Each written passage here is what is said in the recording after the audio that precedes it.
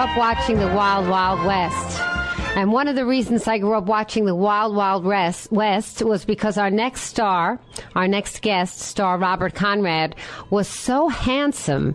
Every week on television, I really had a crush on him, a mad crush. Robert Conrad is now a radio host himself. He has a nationally syndicated show. 11 million viewers, 11 million listeners every week listen to his show.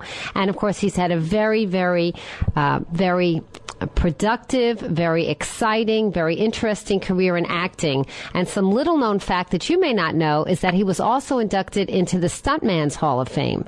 Welcome, Robert Conrad, to the Lisa Wexler Show today. Hey, thanks, Lisa. Okay, listen, congratulations on your weather. Oh, yes. Why? Because we're hot and delicious here? What a nightmare listening to that. What a shame. I'm sorry, and I love Connecticut. What can we do? Oh, well, you mean about the rain that's coming and all that stuff? You know, I don't even pay attention. I get up in the morning and I walk outside. That's all I do. All right. Well, I've got 3 women that are coming here any moment, just so you know.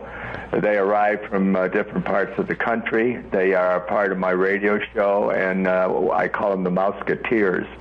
One is from Vermont, and one's from Connecticut, and one is from, let's see, I tease her all the time. She's from down south. Becky, she's from Mississippi. Oh, okay. Well, and where are you broadcasting from, Robert? I'm broadcasting from Sunland, California, and I only do my show live 3 to 5 on Thursdays, and then they run it on the weekends all weekend long, 8 different times. And what do you like to talk about on the radio? Why did you decide to do a radio show? Well, I had so much fun in the acting business, and I did it for such a long time that when this came offered to me to do maybe a radio show, initially because I've got a controversial image, allegedly, they thought it would be controversial conversation. Well, they got a surprise when I said, no, I'm not going to do that. I'm going to talk about emails. I'm going to talk about people calling in and talk about the topics that they want to discuss, but I'm not going to get into being Rush Limbaugh. I don't want to be Rush. He's overweight and he's losing his hair. Yeah, he didn't do too well on television, I think. There might have been a reason for that. Well, but anyway, he's got his radio show and his audience, and I understand it, and I respect it, but that's not who I wanted to be. And they said it would last 2 to 4 weeks. Well, we're going into our 4th year, and it is the most successful show on the cable. Oh, that's terrific. That's wonderful to hear. I was interested in Wikipedia. I read, and you have to, of course, confirm or deny this, that your best friend is a self-described made man in the mafia, Michael Spilatro. Is that true? That says that in the Wikipedia? Yes. That's interesting. I haven't read that. Michael Spilotro's been dead for 25 years, I think. Oh, I think they need to update the entry then. Well, I think they need to update. I think I was born in 1929 in Wikipedia. Yes. I was born in 1935. But Wikipedia, some things are accurate, some things aren't. But as far as Michael Spilotro's been dead 25 years. Okay. And they allegedly did a movie about him called Casino. Okay. And in that movie, his brother was alleged to be a part of that, but it was a movie that I didn't see. And one of the reasons I didn't is Tony was one of the brothers who was depicted in the film. And we were at a cocktail party, and I have a tendency to use foul language. And we were with some ladies that were mistresses. I guess that's the best word to describe. Well, Goombas, one of the two. Well, no, they weren't Goombas. No? But in any event, okay. Tony came up to me and said, hey, can you do me a favor? And I said, sure. He said, you don't talk with that language in front of Nancy. That was his wife. Okay. And I'd appreciate if you wouldn't do it here. And I went, oh, hey, Tony, I wasn't listening. I apologize. And the thing I mentioned that for is because Joe Pesci, I understood every other word out of his mouth was F that, F this, F that. And when you've got a role that you're playing, you're obligated to play it to the best of your ability. When I played Gregory Boyington, as an example, in VMF 214, the Black Sheep Squadron, he was there, and I played him. And when I played Gordon Liddy, Gordon was there. And when I played other persons who weren't available, I did as much research on the reality and the truth of those people as I could. So getting back to Mike, who was the younger brother of Tony, I don't know how he was depicted in the film. I know how Tony was, and as I said, I didn't see it. Yeah, no, actually, I didn't see it either. I know of it. Sharon Stone, I think, was in Casino, right? Yeah. But she was. Yeah.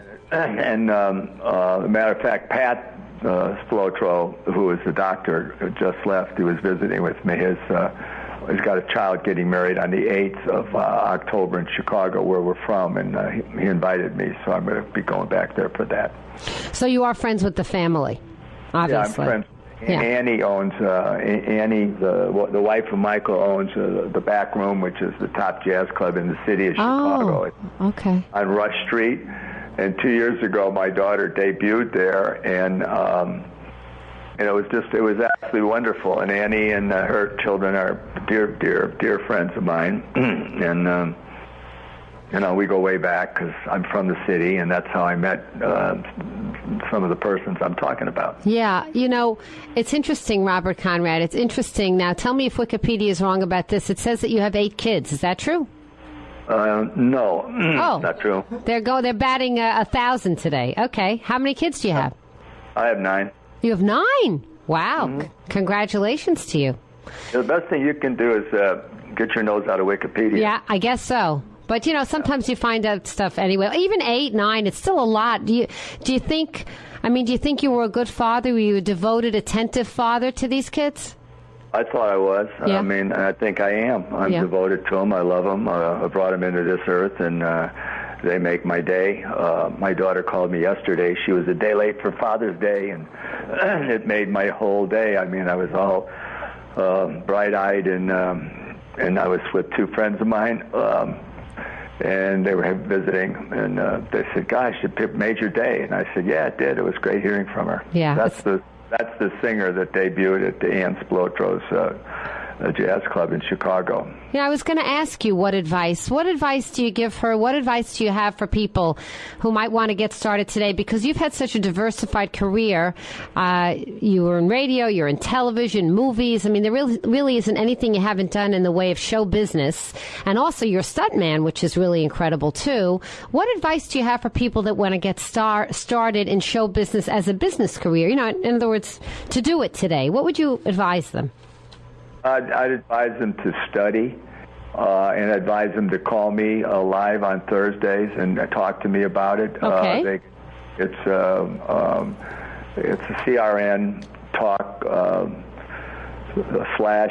Robert Conrad, and they can call in crntalk.com / Robert Conrad. Got it. I wrote it down. Perfect. They can call in, and they can ask me on air, "Hey, Robert, what do you think I ought to do?" I live in Connecticut, and I would say move to New York. It's close to you, and they have the actor studio there and other wonderful acting facilities. Then you'll be close to your family because you'll still be on the East Coast, and you can be studying and learning at the same time. And then when you're ready, try to audition either on Broadway or come to the West Coast with us. Do you still do any theater? Do you like theater? I loved theater. I loved it. It was a real joy. But no, I'm not doing theater. I had my fill of it, and I loved it. I actually started my career as a singer. I was a nightclub singer myself, and I started at age 19, and I left Hollywood when I was, Chicago when I was 22 to go to Hollywood, and then I went under contract to the Warner Brothers Studios and was there 7 years, and then got to the Wild West, and after the Wild West I got the Black Sheep, and after that I formed my own company and made 20 films that I either produced, directed, or wrote, or acted in. And the reason that I went into retirement mode was because the public had been good to me. They embraced me. Those shows were successful, and I thanked them from the very bottom of my heart. And it was time to move on to something else, and the radio show was a lark. It was never supposed to last, and now I don't love it. I adore it. Yeah. I can't tell you how much fun it is talking for 2 hours to America. Yeah, it's fun. As a matter of fact, the three women that are about to ring the doorbell in this afternoon are women that I met on that radio show. Yeah, I know. I love doing radio myself. I started doing it about 4.5 years ago, and the people that I have met through doing the radio show, it's my second career. My first career was as an attorney. This is my second, and this is so much more fun and so much more rewarding in so many ways. I love it, too. I can understand that. I love it. I do. Well, listen, as an attorney, I want you to get off of Wikipedia. No, well, listen, the thing is that all I do is ask to confirm or deny. I can do that. It's fine. It's a starting place because... I agree with you. It is, and sometimes there are some things there that are absolutely right on. But the part that I don't like about it is when they go into the personal part of the. I have a guest every week from a 10-minute guest at 4:00 in the second hour, and they always tell me how many divorces and anything that's unattractive about what could have happened to my guest.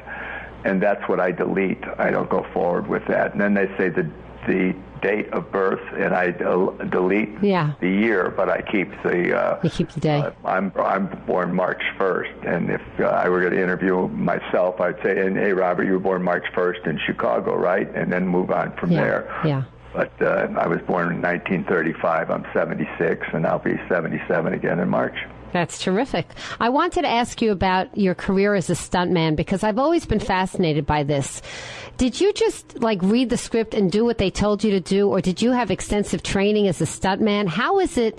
I mean, there were some amazing stunts on Wild Wild West, and to learn that you did most of them yourself was pretty incredible. How did you know how to do that?